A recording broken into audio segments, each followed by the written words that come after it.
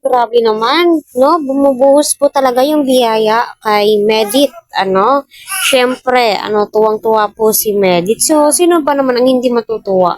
Isa po yan sa mga pinapangarap ng ilan. Number one na po ako, to be honest.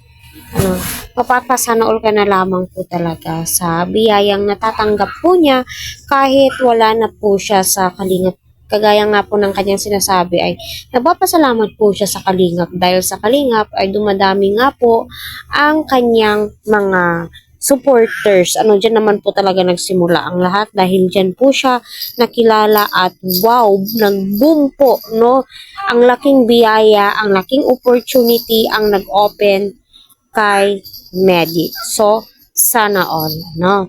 So, yun na nga po nung may nag-sponsor daw ho kay Medit, papuntang Hong Kong, So, tuwang-tuwa. Kaya, huwag po tayo magbibigkas ng sa other side, ganito, ganyan, kasi ika nga po ninyo ay nakapag-move on na kayo, nakapag-move on na ang all, kaya doon po tayo sa nagpapasaya sa atin. Doon po tayo sa nagbibigay inspirasyon sa atin. Kaya nga po sabi nila at nabibilib po sila kasi napaka-independent, strong person nga po itong si Medit. Totoo naman po yung mga sinasabi po ninyo. Lahat naman po ay nasa kay Medit. Magaling po siyang maghanap buhay. Di po siya nahiya at pinapakita niya kung sino siya talaga.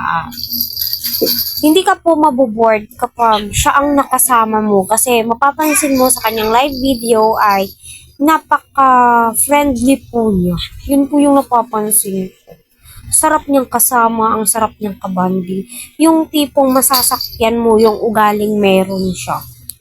Kaya marami pong salamat sa lahat na nag-subscribe sa aking channel.